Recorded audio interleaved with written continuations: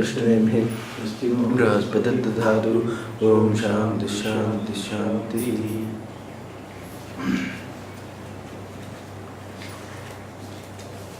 నిన్నటి వరకు నా వికల్పక్షయే అవికల్పితస్య అవికల్పితత్వాత్ ఏవ సత్వోపపత్తేః అని. అంటే ఇక్కడ వికల్పం ఏదైతే ఉందో వికల్పక్షయే, వికల్పం నశించిపోతే అవికల్పమైన ఉనికి సత్యం ఏదైతే ఉంటుందో ఉన్న వస్తువు ఉన్నట్టుగా సిద్ధిస్తుంది. దేని యందు వికల్పాలు ఉన్నాయో ఆ వికల్పాలు నశిస్తే వికల్పాలకి ఆస్పదమైన వస్తువు ఏదైతే ఉన్నదో అది ఉండనే ఉంటుంది. అది అవికల్పం. అవికల్పమైన వస్తువు సిద్ధిస్తుంది. ఏ రకంగా అంటే ఈ అవికల్పము నశించదు కాబట్టి అవికల్పత్వాత్ ఏవ సత్వోపపత్తేః. ఇది అవికల్పం కాబట్టి వికల్పరహితమైనది కాబట్టి ఏ కల్పనను లేనిది కాబట్టి అది ఉన్నది ఉన్నట్టుగా సిద్ధిస్తుంది. అది దాని మీద తొలగిపోవాల్సింది ఏమిటి? వికల్పాలు తొలగిపోవాలి. ఏ రకంగా అంటే దానికి శంకరాచార్య వారి ఉద్దేశం ఏమిటి అంటే, మిథ్యా అనేది ఏదైతే ఉన్నదో, ఏదైతే పాము మిథ్యా అన్నాం అనుకోండి, నీరు ఎండమావి యందు నీరు మిథ్యా, తాడు యందు పాము మిథ్యా అన్నాం అనుకోండి, ఆ మిథ్య అనేది తొలగిపోతే ఆ మిథ్యకి ఆస్పదమైన ఆ తాడు కానీ ఎండమావి కానీ ఏదైతే ఉన్నదో ఆ వస్తువు తనంత తానే అక్కడ మిగిలిపోతుంది. ఆ వస్తువును మిగిల్చడానికి వేరే సాధన లేదు. అక్కడ మిథ్యని తొలగించుకోవడమే సాధన. ఆ పాము అనే భ్రాంతిని తొలగించుకోవడమే సాధన. తొలగించుకున్న తర్వాత మళ్ళా అది అవికల్పమైన, ఆ వికల్పము తొలగిన తర్వాత వికల్పమైన తాడు ఏ రకంగా ఉంటుందో ఆ రకంగానే మిథ్య అనేది తొలగిపోతే సత్యము తనంత తానే ఉండిపోతుంది తప్ప ఇది తాడు అని తెలుసుకోవడానికి అక్కడ ప్రమాణం కావాలా? ఇది తాడు అని తెలుసుకోవడానికి ప్రమాణం అక్కర్లేదు. ఇది పాము కాదు అని తెలుసుకోవడానికి అక్కడ ప్రమాణాలు కావాలి కదా, ఇంద్రియాలనే ప్రమాణాలు కావాలి. అలాగే శాస్త్రం అనేది అక్కడ ఆ యొక్క జీవుడు అనే వికల్పం తొలగించుకోవడానికి శాస్త్రం కావాలి. వికల్పం తొలగిన తర్వాత స్వరూపమైన ఆత్మయందు శాస్త్రం అక్కర్లేదు. ఇప్పుడు మిథ్యాపాము ఏదైతే కనిపిస్తుందో ఆ పామును తొలగించుకోవడానికి కర్ర కావాలా? కర్ర సహాయం కావాలా? పాము మిథ్యాన్ని తెలిసింది. మిథ్యాన్ని తెలిసినప్పుడు పాము పోతుంది. ఆ పాము తొలగించుకోవడానికి కర్ర ఒకటి కావాలా? ఏ రకంగా అక్కర్లేదో ఆ యొక్క తొలగిపోవడము తోటే ఉన్న వస్తువు ఎలా తెలియబడుతుందో ఆ రకంగానే స్వరూపమైన ఆత్మయందు జీవుడు అనే వికల్పం ఏదైతే జరిగిందో ఆ జీవత్వము అనే వికల్పం తొలగించుకోవడానికి అక్కడ కర్ర అనే సాధన ఏ రకంగా అక్కర్లేదో ఇక్కడ మళ్ళా ఈ ఆ స్వరూపమైన ఆత్మను తెలుసుకోవడానికి మళ్ళా సాధన లేవు. జీవుడు తొలగించుకోవడమే అక్కడ అవిద్య తొలగించుకోవడమే జీవత్వ భ్రాంతి, అవిద్యను తొలగించుకోవడమే అక్కడ స్వరూపము, అవికల్పమైన తన స్వరూపము తెలియబడుతుంది. అందులో పాముగా ఏదైతే తోచిందో అది తాడే అనడానికి పాముగా ఏదైతే తోచిందో తాడే అనడానికి అక్కడ ప్రమాణం కావాలి. కానీ తాడుగానే తెలిసినప్పుడు అక్కడ ప్రమాణం లేదని దానికి చెబుతూ తర్వాత పూర్వపక్షి అడిగాడు, రజ్జు సర్పవత్ అసత్యం ఇది చేత్. ఇక్కడ రజ్జువు యందు సర్పము వలె ఏదైతే కనిపిస్తుందో సర్పంలాగా అది అసత్యం అని చెబితే, ఏది ఈ యొక్క ఆత్మ కూడా అసత్యం అని చెబితే అంటే దానికి సిద్ధాంతం అంటాడు, నా ఏకాంతేన అవికల్పత రజ్జు అంశవత్తు ప్రాక్ అని చెబుతూ, అలా కాదయ్యా, నా ఆ రకంగా కాదు, ముఖ్యంగా ఆత్మ వికల్పరహితుడు అయి ఉన్నాడు. అది గుర్తుంచుకోవాలి. ఏ వికల్పాలు లేని వికల్పరహితుడై తన స్వరూపమైన ఆత్మ ఉన్నాడు. అలాంటి ఏ వికల్పాలు లేని తాడు అంశము ఏ రకంగా ఉందో అవికల్ప రజ్జు అంశవత్, ఏ వికల్పములు లేని తాడు ఏ రకంగా ఉన్నదో ఆ రకంగా ఏ వికల్పములు చెయ్యకముందు తాడు ఆ రకంగానే ఉన్నది. ఏ వికల్పాలు దేనియందు కలగడానికి తాడు అంశమై ఉన్నదో, పాము, పూలదండ, నీటిదార అనే వికల్పాలకి ఈ తాడు అంశమై ఉన్నదో ఆ వికల్పాలకి. ఇలాంటి వికల్పాలు కలగక ముందు కూడా అది తాడుగానే ఉంది. వికల్పాలు కలగడానికి కూడా తాడుగానే ఉంది. అంటే అర్థం ఏమిటి? ఎప్పుడూ వికల్పాలు లేని, అది వికల్పాలు లేని సమయం ఎందుకు కూడా అది తాడే ఉన్నది. వికల్పాలకి అది అంశం ఉన్నది. వికల్పాలకి అది అంశం ఉన్నది. అయితే వికల్పాలు కలిగినప్పుడు అది అంశ కాదు, తాడిగానే ఉన్నది. తాడు వికల్పాలకి ముందు కూడా, వికల్పాలు కలగక ముందు కూడా అది తాడుగానే ఉన్నది. ఈ రకంగా ఆ యొక్క తాడు యందు ఆ యొక్క అసత్వము ఏదైతే ఉన్నదో, ఆ పాము, నీటి దార, పూలదండ అనే అసత్వం ఏదైతే ఉన్నదో, ఆ అసత్వము కుదరనందున అది తొలగించుకుంటున్నాం. తాడు యందు అసత్య భ్రాంతి ఏదైతే ఉందో అది కుదరదు కాబట్టి ఆ భ్రాంతి తొలగించుకుంటున్నాము. అలాగే స్వరూపమైన ఆత్మయందు జీవుడు అనే భ్రాంతి ఏదైతే ఉన్నదో అది కుదరనిది కాబట్టి దాన్ని తొలగించుకుంటున్నాం. అంటే ఎప్పుడు కూడా అది తొలగించుకుంటేనే ఆ యొక్క స్వరూపమైన ఆత్మ తెలియబడుతుందని కాదు. ఎప్పుడూ దాని యందు ఏ వికల్పాలు లేదు. జీవుడు అనే వికల్పము మనకి తోచుచున్నది కాబట్టి అది వికల్పమే, అది భ్రాంతి అని చెబుతున్నాం. ముందే అది ఆత్మ స్వయం సిద్ధంగానే ఉన్నది. స్వయం సిద్ధమైన ఆత్మయందు ఆ జీవత్వ భ్రాంతి ఏదైతే కలిగిందో ఆ భ్రాంతిని మాత్రం తొలగిస్తున్నాం పాము వలె అని ఇంతవరకు చెప్పాడు. చెప్పి ఇప్పుడు ఆత్మ ఏదైతే ఉన్నదో ఆత్మ ప్రమేయము కాకపోయినప్పటికీ శాస్త్రమునకు ద్వైత నివృత్తి అనేది ఇక్కడ యుక్తి అయి ఉన్నది. శాస్త్రము ద్వైత నివర్తక యుక్తి ఇక్కడ చేస్తున్నది. ఎందువల్ల అక్కడ ఆత్మ ఈ శాస్త్రమునకు అది ప్రమేయం కాదు. ఈ స్వరూపమైన ఆత్మ శాస్త్రానికి ప్రమేయం కాదు.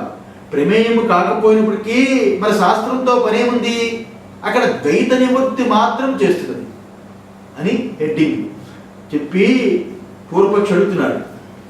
ఆ హెడ్డింగ్ సమాధానం చెప్పడానికి ముందు పూర్వపక్షి ద్వారా ముందు ప్రశ్న వేస్తున్నాడు. ఏమని? కథం పునః స్వరూపే వ్యాపార అభావే శాస్త్రస్య ద్వైత విజ్ఞాన నివర్తకత్వం. కథం పునః స్వరూపే వ్యాపార అభావే శాస్త్రస్య ద్వైత విజ్ఞాన నివర్తకత్వం అని ప్రశ్న వేశాడు. ఏంటంటే స్వరూపం యందు ఏటి వ్యాపారము కుదరదు కదా. స్వరూపమేందు, తన స్వరూపమైన ఆత్మయందు ఎటువంటి వికల్పాలు అనే వ్యాపారము కుదరదు. ఏ క్రియలు కుదరదు, ఏ వ్యవహారము కుదరదు, ఏ వ్యాపారము కుదరదు. ఈ స్వరూపము నకర్తృత్వం నకర్మాణి అని చెప్పాడు కదా. నా యందు ఏ కర్తృత్వము లేదు, ఏ క్రియ లేదు, ఏ కారకము లేదు, ఏ ఫలము లేదు అని స్వరూపమైన తన ఆత్మని భగవంతుడు చూపించాడు కదా.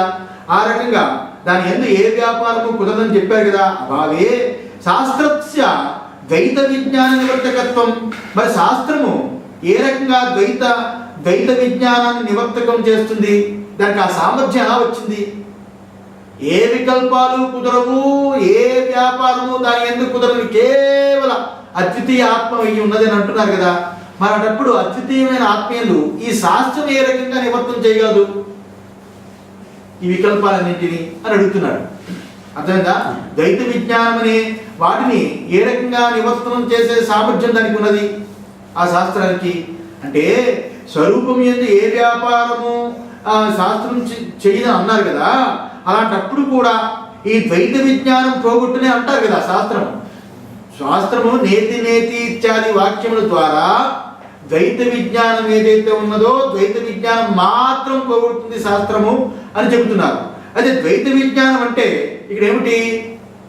ద్వైత విజ్ఞానం అంటే నేను అని మొదలుకొని, నేను అంటే జీవుడు, వైదికంగా పెట్టే పేరు జీవుడు. మామూలుగా మనం అనుకునేది నేనన్నా జీవుడన్నా ఒకటే.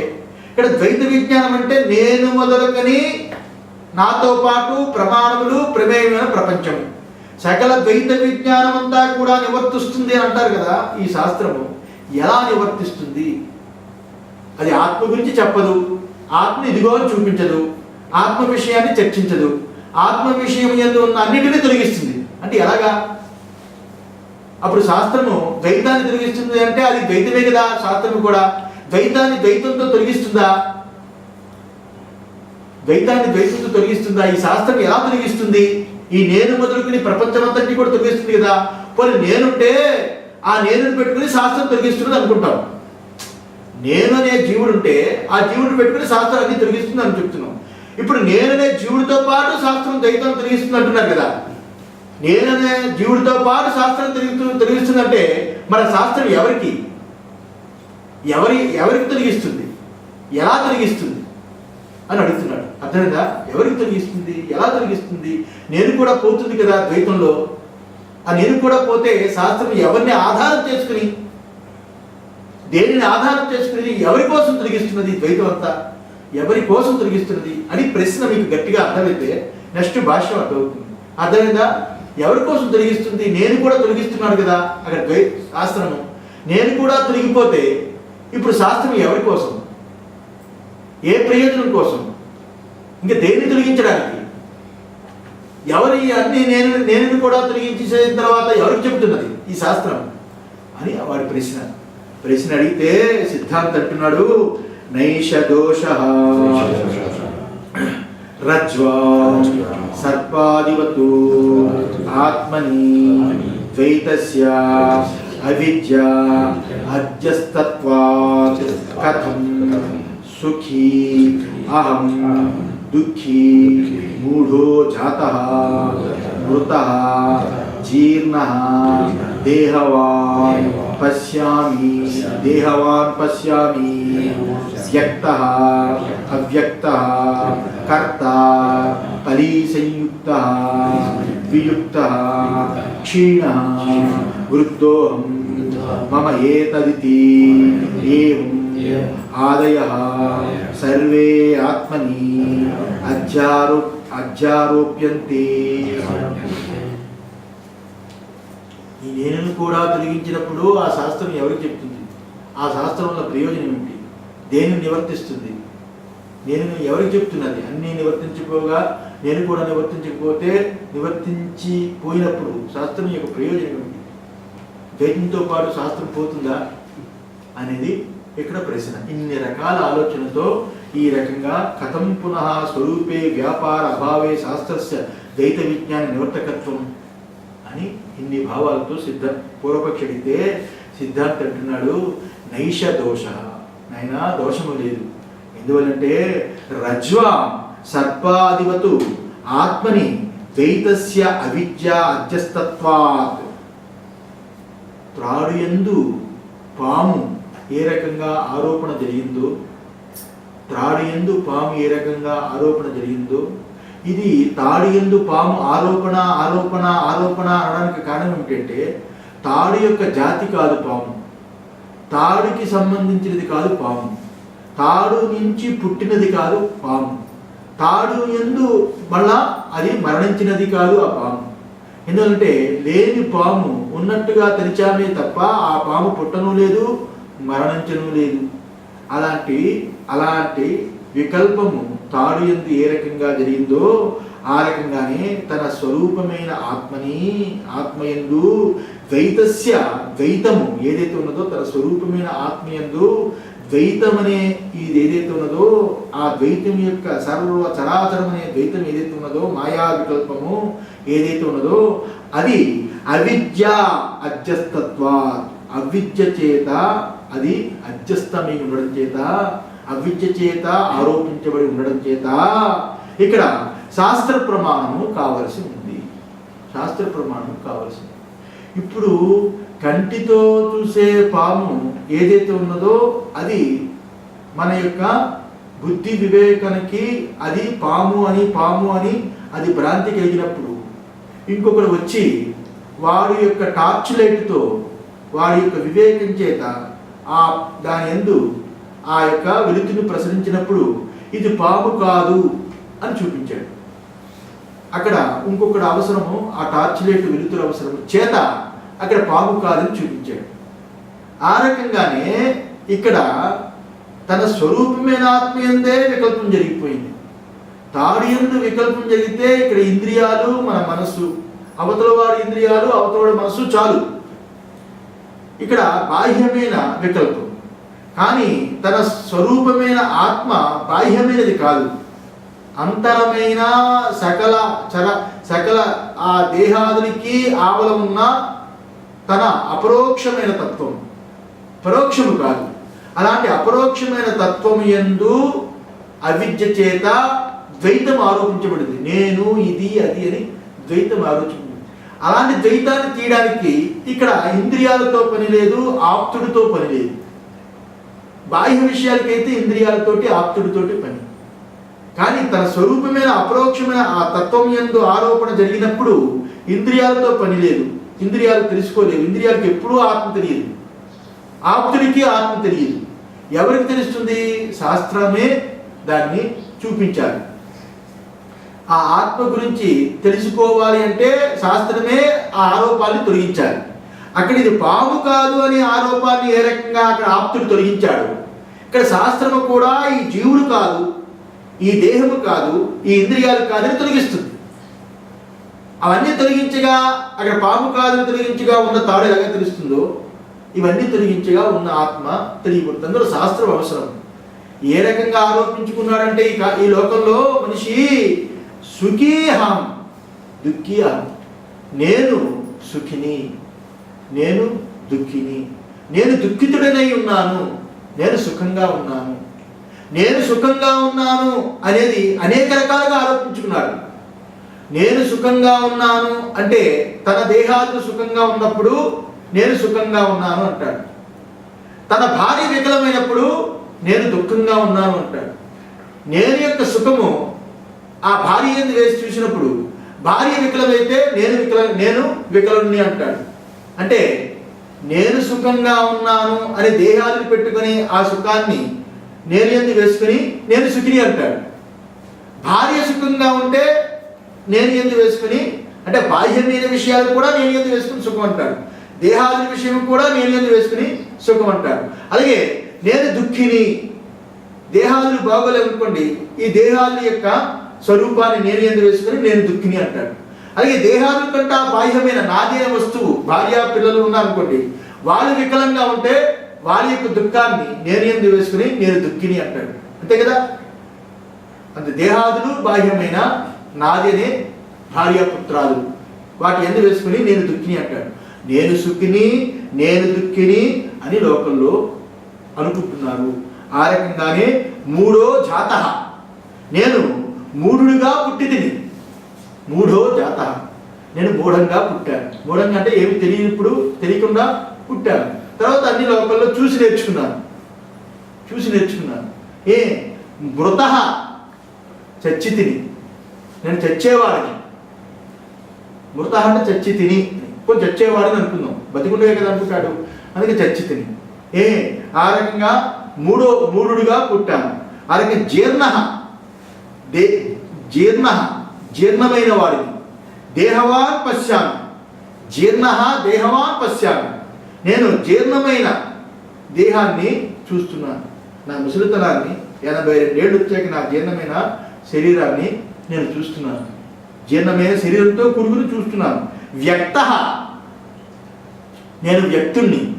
అవ్యక్త, నేను అవ్యక్తుడు. అంటే మనసులో నా ఆలోచన మీకు తెలియదండి, నేను లోపల నుండి ఆలోచిస్తున్నాను అని అవ్యక్తగా అంటాం కదా. వ్యక్త, నేను వ్యక్తుణ్ణి. అవ్యక్త, నేను అవ్యక్తుణ్ణి. కర్త, నేను కర్తని. ఫలీ సంయుక్త, నేను ఫలాలతో సంయుక్తున్నై పొందుతున్నాను. ఫలాలతో సంయుక్తున్నై నేను పొందుతున్నాను. వియుక్త, ఫలాలతో సంయోగం లేకుండా కర్మయోగిగా ఉన్నాను. వియుక్త, ఏ సంయోగము లేకుండా ఉన్నాను. ఆ రకంగా క్షీణ, నేను క్షీణించిపోతున్నాను. నేను ఈ యొక్క అనేకమైన రోగాలతో శరీరము ఏదైతే క్షీణించిపోతుందో ఆ శరీరం యొక్క రోగాలు నేను యందు వేసుకొని నేను క్షీణించిపోతున్నాను. శరీరం యొక్క దుర్బలత్వము, ముసలితనము ఏదైతే ఉన్నదో ఆ జీర్ణత్వము నేను యందు వేసుకొని నేను జీర్ణుడైన దేహాన్ని చూస్తున్నాను. మనసు యొక్క సుఖము దుఃఖము నేను యందు వేసుకొని నేను సుఖిని దుఃఖిని అంటున్నాను. అలాగే దేహాలు పుట్టిన దాన్ని నేను మూఢుడిగా పుట్టానని అనుకుంటున్నాను. అలాగే దేహం చెడిపోతే నేను చెడిపోతానని అనుకుంటున్నాను.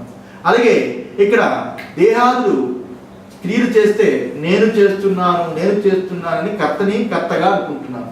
అలాగే ఫలిసంయుక్త ఫలాలు మనసు ఆ భోగాన్ని అనుభవించడానికి ఫలాలు అది పొందితే నేను పొందుతున్నాను, నేను వదిలిపెడుతున్నాను ఫలాన్ని అంటున్నాను. అలాగే నేను అనే ఇది శరీరం క్షీణించిపోతే నేను క్షీణిస్తున్నాను అంటున్నాను. అలాగే వృద్ధోహం నేను వృద్ధుడని, నేను ముసలివాడిని. శరీరం ముసలిదైపోతే చెప్పాడు కదా భగవద్గీతలో కూడా, యవ్వనం జరాని కౌమారం యవ్వనం జరాని, ముసలితనము దేహాదులకు ఉంటే నేను ముసలివాడిని అంటున్నాను. మమ ఏతరితి ఏవం ఆదయ ఇది మమ ఏతరితి మమ ఇది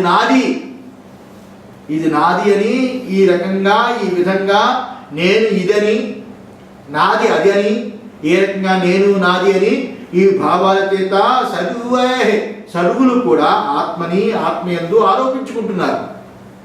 వీళ్ళకి ఆత్మ అంటే తెలియదు, ఇది ఆత్మ అంటే తెలియదు. ఇదే సమస్త ప్రాణుల యొక్క మాయ. ఆ మాయ అనేది ఎందుకు? బయట ఉన్న దేహాలు అనే మాయ చేత ఆరోపించుకుంటున్నాము నేను యందు.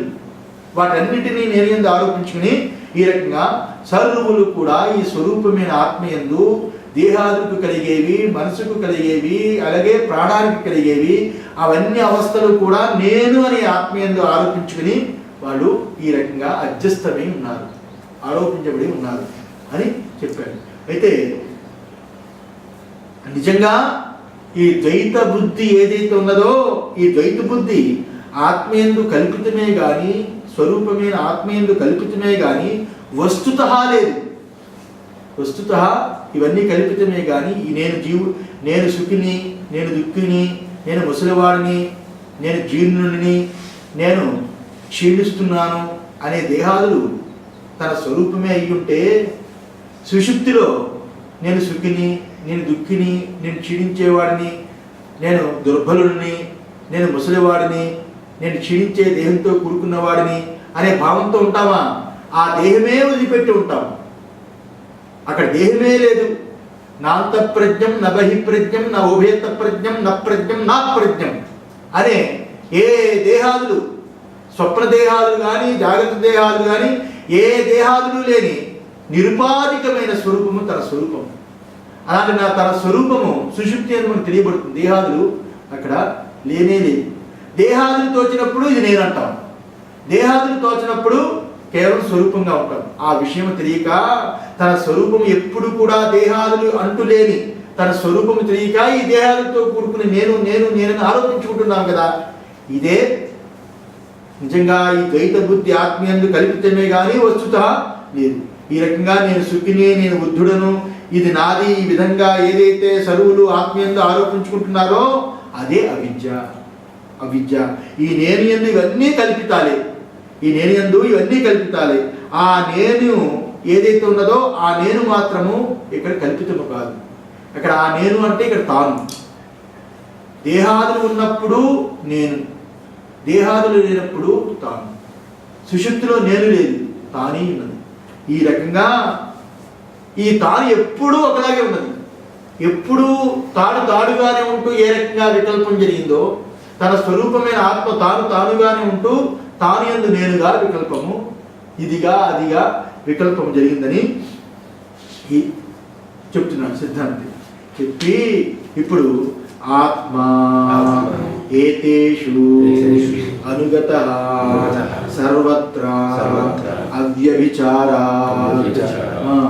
తానైన ఆత్మ ఏతేషు అనుగతః సర్వత్ర అవ్యభిచారా. తానైన ఆత్మ, తన స్వరూపమైన ఆత్మ ఈ పైన చెప్పినట్లుగా ఈ ఆరోపితమైన కల్పనలన్నింటికీ కూడా అనుగతమై ఉన్నది, అనుస్యూతమై ఉన్నది. అనుగతం అంటే అనుస్యూతమై ఉన్నది. ఈ స్వరూపమైన ఆత్మ నేను చూస్తున్నాను, నేను వింటున్నాను, నేను సుఖిని, నేను దుఃఖిని, నేను క్షీణుని, నేను వృద్ధుడిని, నేనని సకల వికల్పాలకి అది ఆధారమై ఉన్నది, అనుస్యూతమై ఉన్నది. అనేను అనుస్యూతమైనది. ఎందువల్ల ఎలా ఉన్నది అనుస్యూతమే? అవ్యభిచారాత్, మార్పు చెందకుండా ఉన్నది. అవ్యభిచారాత్ మార్పు చెందకుండా ఉన్నది. వికల్పాలు మార్పు చెందుతున్నాయి. చూచేటప్పుడు వినికిడి లేదు, వినేటప్పుడు సుఖము దుఃఖము అనేది లేదు, సుఖము దుఃఖము అనేది కలిగినప్పుడు ఇక్కడ కదా ఇక్కడ ఏవైతే వికల్పాలు వేరువేరుగా ఉన్నాయి అంటే సుఖము దుఃఖము మనసుకు సంబంధించినది, క్షీణం అనేది దేహానికి సంబంధించినది, ఇలాగ వృద్ధుడు అనేది దేహానికి సంబంధించినది, ఇలాంటివన్నీ కూడా దేహానికి ఇంద్రియాలకి మనసుకి సంబంధించే వేరువేరు వికల్పాలు ఉన్నాయి. అన్ని వికల్పాలకి నేను అనేది అనిశ్చితముగా ఉన్నది. నేను అన్ని వికల్పాలకి ఒకే నేను ఉన్నది, అది అవ్యభిచార. అన్ని వికల్పాలకి అనేక నేనులు అయిపోలేదు, అన్ని వికల్పాలకి ఒకే నేను అనిశ్చితమై ఉన్నది, అవ్యభిచార మార్పు చెందకుండా ఉన్నది. యథా సర్పదారాది భేదేషు రజ్జు, యథా ఏ రకంగా అంటే సర్పదారాది భేదేషు రజ్జు, ఏ రకంగా అంటే త్రాడు యందు ఇది సర్పమని, ఇది నీటి దార అని, ఇది దండమని, ఇది పూల దండని, భూమి బీట అని అనేకమైన ఆరోపాలన్నిటికీ కూడా ఆ యొక్క తాడు ఏ రకంగా అనుస్యూతముగా ఉన్నదో ఒకే తాడు, ఇన్ని వికల్పాలకి ఏ రకంగా అనుస్యూతముగా ఉన్నదో ఒకే తాను ఇన్ని వికల్పాలకి అది అనుస్యూతమై ఉన్నది అని. యథాచ ఏవం విశేష స్వరూప ప్రత్యయస్య సిద్ధత్వాత్ న కర్తవ్యత్వం శాస్త్రేణ. ఏ రకంగా ఎప్పుడైతే యథాచ ఎప్పుడైతే ఈ అధ్యారోప వికల్పాలన్నీ కూడా ఎప్పుడైతే అవన్నీ ఒక అధ్యారోప వికల్పాలన్నీ కూడా చేరి ఆ విశేష విజ్ఞానం చేత ఏవైతే కనిపిస్తున్నాయో ఈ ఆత్మయందు, అవి ఆత్మయందు ఏవైతే కనిపిస్తున్నాయో అవందరికీ ఆ రకంగా సిద్ధమై ఉన్నాయి.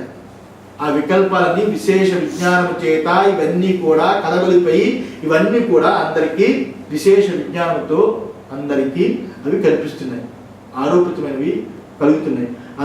అందువలన ఇక్కడ నా కర్తవ్యత్వం శాస్త్రేణ, ఇక్కడ శాస్త్రంచే ఆత్మను తెలుసుకోవాల్సిన కర్తవ్యం లేదు. ఎందుకంటే పాపం అది ఉన్నట్టుగానే ఉంది, ఉన్నది ఉన్నట్టుగానే ఉంది. తాడు ఉన్నట్టుగానే ఉంది. తాడును తెలుసుకోవడానికి ఇప్పుడు కర్తవ్యం కాదు, పావును తొలగించుకోవడం కర్తవ్యం, దండ అని తొలగించుకోవడం కర్తవ్యం, అది నీటి ధార అని తొలగించుకోవడం కర్తవ్యం, భూమి బీట అని దాన్ని తొలగించుకోవడం కర్తవ్యం. తాడును తెలుసుకోవడం అనేది ఇక్కడ కర్తవ్యం కాదు, అక్కడ ఉన్న ఆరోపాలు తొలగించుకోవడమే కర్తవ్యం ఉంది. అలాగే ఇక్కడ లేని ఆరోపాలు కల్పించుకున్నామే, ఆ ఆరోపాలను తిరిగించుకోవడమే ఇక్కడ శాస్త్రం చేత కర్తవ్యమే ఉంది. అంతేగాని పాపం ఆ శాస్త్రము ఆత్మను చూపించడానికి కర్తవ్యమే రాలేదు. ఎందువల్ల ఆ శాస్త్రానికి కూడా అది ఆత్మీయ ఉన్నది, సర్వానికి ఆత్మీయ ఉన్నది. తను తాను తెలుసుకోనక్కర్లేదు, తన యందు ఉన్న ఆరోపాలు తొలగించుకోవడమే జ్ఞానం. తను తాను తెలుసుకోవడానికి దేనితో తెలుసుకుంటాము? తను తాను తెలుసుకోవడానికి దేనితో తెలుసుకుంటాము? దేనితో తెలుసుకుందాం అనుకున్నా ఆ దేనిది అనేది అది దానికి దృశ్యమే ఉన్నది. దృశ్యముతో దృక్కుని తెలుసుకోలేము. బయట ఉన్న దృశ్యముతో ఈ దృక్ అనే కన్నుని ఎలాగైతే తెలుసుకోలేమో, ఈ కన్నునే దానితో ఈ మనసు అనే దాన్ని ఎలా తెలుసుకోలేమో, ఈ మనసు అనే దానిని ఈ ఆత్మతో తెలుసుకోగలము, కానీ ఈ ఆత్మని మనసుతో తెలుసుకోలేము. అసలు ఏ ఇన్స్ట్రుమెంట్ తోటి ఆత్మని తెలుసుకోలేము. కాబట్టి ఇక్కడ తొలగించడం తప్ప రెండో ఒక పని లేదు. అందులో ఆ ఉద్దేశం చేతనే శాస్త్రం సర్వాన్ని నివర్తించడానికే వచ్చి ఉన్నది అని, ఈ ఆత్మని తెలుసుకోవడానికి శాస్త్రంతో పని లేదు అని శంకరాచార్య వారు ఆ దృష్టితో చెప్పారు. ఇక్కడ సత్యనారాయణ స్వామి గారు ఈ రకంగా చెప్తున్నారు. ఇక్కడ నేను యందు అన్ని వికల్పములే, ఇదే విషయాన్ని కూలంకుషంగా వివరించి చెప్తున్నారు. నేను యందు సమస్తము వికల్పములే. ఏ నేను, ఈ నేను అనేవాడు ఎవరైతే ఉన్నాడో అతను కల్పితుడు కాదు, నేను అనేవాడు కల్పితుడు కాదు. నేను యందు సర్వము వికల్పమే ఉన్నది, అది ఎప్పుడూ ఉంటుంది. ఈ నేను ఎప్పుడు ఉండే స్వరూపమే ఉన్నది. అందుచేత నేను అను దాన్ని శాస్త్రము చూపించడానికి రాలేదు. నేను ఇదిగో అని చూపించడానికి శాస్త్రం లేదు. ఒకవేళ శాస్త్రం చూపించింది అనుకోండి, మనం ఈ నేను దేనితో చూస్తాము? శాస్త్రం చూపించడానికి వచ్చింది అనుకున్నాం అనుకోండి, శాస్త్రం చూపించింది అనుకోండి, ఈ నేనుని దేనితో చూస్తాము? శాస్త్రం చెప్పింది కానీ ఏ ఇన్స్ట్రుమెంట్తో చూస్తాము? ఆ నేనుతో సర్వాన్ని చూస్తాము కానీ ఆ నేను దేనితో చూస్తాము? అందులో శాస్త్రము ఆ రకంగా నేను చూపించడానికి రాలేదు. మరి చేయవలసిన పని ఏమిటి అంటే, నేను సుఖిని దుఃఖిని అనే భావాలు విడిచిపెడితే నేను ఎప్పుడూ తనకు తానుగానే నేనుగానే ఉంటుంది. ఇక్కడ నేను అంటే తాను అని అర్థం. ఇక్కడ మామూలుగా రెండు నేనులు వాడతాము. ఒక నేను దేహాదులతో కూడుకుని జగత్తుతో సంబంధం పెట్టుకున్నప్పుడు ఆ నేను, ఆ దేహాదుల సంబంధం వదిలినప్పుడు ఆ నేనే తానే నిలిచి ఉంటుంది కదా. ఈ నేనికి కూడా అది నేనే ఉన్నది. శ్రోత్రస్య శ్రోత్రం మనసో మనం అన్నట్టుగా, శ్రోత్రానికి అది శ్రోత్రం, మనస్సుకి మనస్సు అన్నట్టుగా ఈ నేనుకి అది నేనై ఉన్నది. అందువల్ల నేను అంటే ఇక్కడ తానే ఉన్నది, తానని అర్థం. ఈ రకంగా ఇది ఈ నేను మేము చెబుతున్న నేను అహం ప్రత్యయం కాదు. ఇందువల్ల ఈ మాట చెప్తున్నామంటే, శంకరాచార్య వారు అహం సుఖి అహం దుఃఖి ఈ రకంగా అన్ని వాడాడు కదా. అహం వృద్ధోహం అహం క్షీణ అని నేను పెట్టుకుని అన్ని చెప్పాడు కదా. ఇక్కడ నేను ఏ నేను పెట్టుకుని చెప్పాడు? ఇక్కడ ఆత్మస్వరూపమైన నేనుని పెట్టుకుని చెప్పాడు. ఇక్కడ ఆత్మస్వరూపమైన నేనుని పెట్టుకుని చెప్పాడు కానీ అహం ప్రత్యయమైన నేనుని కాదు ఇక్కడ చెప్పింది. అహం ప్రత్యయముతో కూడుకున్న నేను కాదు. ఏమిటది? అది తానే ఉన్న ఆత్మ. ఇక్కడ దృశ్యాన్ని కంటితో చూచినప్పుడు ఈ తాననేదే నేనుగా అనిపించుకుంటున్నది, కానీ అది నేనే తానే. ఇది అహం ప్రత్యయమైన తాను. అహం ప్రత్యయము అంతఃకరణ వృత్తి. ఇక్కడ నేను అనేది, ఈ తాను అనేది అంతఃకరణ వృత్తి కాదు. ఆ అంతఃకరణ వృత్తిని కూడా ఈ తాను తెలుసుకుంటుంది కదా. ఈ అంతఃకరణ వృత్తి నాకు చాలా మొన్న అహంకారంగా మాట్లాడానండి, కానీ ఈ రోజు మాత్రం గుర్తించండి, నాకు తప్పు మాట్లాడాను. కొంచెం ఎందుకు అహంకారంగా మాట్లాడాను అంటే, అహం అనే ఆ యొక్క వృత్తిని కూడా ఈ తాను తెలుసుకుంటుంది కదా. అలాంటి అహం ప్రత్యయం కాదు ఈ తాను. మరి అహం ప్రత్యయం ఒకటి, సాక్షి ఒకటి అని రెండు ఉన్నాయా? మరి సత్యనారాయణ స్వామి అడుగుతుంది, అహం ప్రత్యయం ఒకటి సాక్షి ఒకటి అని రెండు ఉన్నాయా? రెండు ఉన్నాయి కదా. రెండు ఉన్నాయా అంటే అహం ప్రత్యయము సాక్షి అని రెండు లేవు. మరి ఏమిటి? ఎప్పుడు నేను కూడా నేను అని ఏదైతే చెప్పుకుంటామో, అప్పుడు నేను అనేది కూడా ఏదైతే చేర్చుకుంటామో, నేను అనేది కూడా అంటే ప్రపంచముతో పాటు నేను అని రెండు చేర్చుకొని దేనితోటి మొత్తం మెలకువలు చూస్తున్నాము. ఆ సాక్షియే అవిద్య చేత నేను అని అహంప్రత్యయంగా కనిపిస్తుంది. ఇక్కడ నేను మొదలుకొని విచారించినప్పుడు, వివేకంతో చూచినప్పుడు, అక్కడ నేను మొదలుకొని ప్రపంచమంతా ఏదైతే కనిపిస్తుందో, ప్రపంచముతో పాటు నేను, ఈ రెండు కలిపి మెలకువ అంటాం. ఆ మెలకువ అనే ప్రపంచమంతా ఈ నేనుతో పాటు కూడుకొని దేనితో చూస్తున్నామో అది సాక్షి. ఆ సాక్షి తెలియనప్పుడు అది అహంప్రత్యయంగా కనిపిస్తుంది. ఇప్పుడు ఈ నేనుతోటి ప్రపంచాన్ని తొలగిస్తాము కానీ నేను తొలగించడానికి తానుతోటే తొలగించాలి. ఎందువల్ల తాను యొక్క నిజస్వరూపమే ఉన్నది. ప్రపంచము మాయా వికల్పమే ఉన్నది. మాయా వికల్పమైన ప్రపంచాన్ని నేనుతో అన్ని తొలగిస్తాను, కానీ నేనుని మాత్రము అది కేవలము తానైన స్వరూపమైన ఆత్మయతోటి అది తొలగిస్తాము. ఏ రకంగా నేను తొలగిస్తాము? సాక్షిగా ఉండి నేను తొలగిస్తాను. సాక్షిగా అది నాకు దృశ్యమే. నేను మొదలుకొని ప్రపంచమంతా ఈ తానైన సాక్షికి మెలకువంతా దృశ్యము అన్నప్పుడు ఏది దృశ్యమో అది ద్రష్టై నిలిచి ఉంటుంది, సాక్షిగా నిలిచి ఉంటుంది. దేనికి దృశ్యమో అది సాక్షి నిలిచి ఉంటుంది. ఈ రకంగా అహంప్రత్యంగా ఉంది. అంతఃకరణవృత్తి ఉన్నప్పుడే ఇది సాక్షి అహంప్రత్యంగా కనిపిస్తాడు. అంతఃకరణవృత్తి ఉన్నప్పుడే ఈ సాక్షి అహంప్రత్యంగా కనిపిస్తాడు. అంతఃకరణ వృత్తి లేనప్పుడు ఈ సాక్షి అహంప్రత్యంగా ఉండడు. అంతఃకరణ కనిపించినప్పుడు, అంతఃకరణ తోచినప్పుడు అప్పుడు ఈ సాక్షి నేనుగా కనిపిస్తాడు. లేదా నా మనసు బాగోలేదండి, నా బుద్ధి సరిగ్గా ఆలోచించటం లేదండి, నాకు ఈ మధ్య అహంకారం ఎందుకు పెరిగిందండి అని నేను అనే సాక్షి అంతఃకరణ వృత్తులు చూస్తున్నప్పుడు నేనుగా కనిపిస్తాడు. అంతఃకరణ వృత్తులు లేనప్పుడు అతను కేవలము సాక్షి మాత్రుడై ఉంటాడు. ఇప్పుడు ప్రపంచముతో పాటు అంతఃకరణము అనే ఆ ప్రపంచం అనే అంతఃకరణ, ప్రపంచాన్ని చూసే అంతఃకరణ సర్వము మెలకువ మూటలో పెట్టినప్పుడు సాక్షి మాత్రుడై ఉంటాడు. మెలకువను చూస్తున్నప్పుడు ఈ సాక్షి నేనైపోతాడు.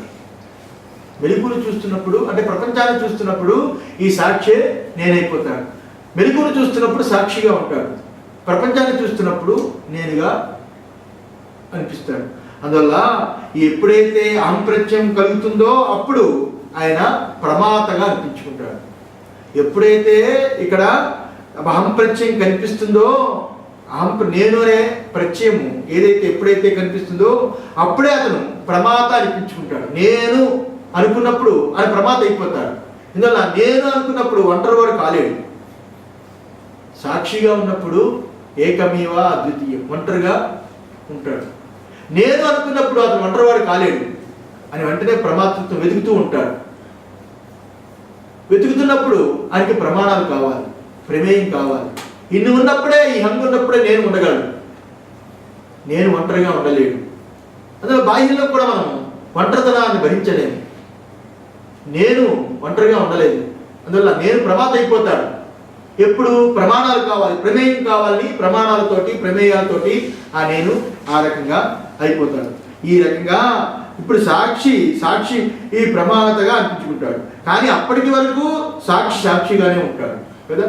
అప్పటి వరకు నేను కానంత వరకు సాక్షిగానే ఉంటాడు. అందుచేత ప్రమాతృత్వానికి కారణం ఫలానా అనున్నది.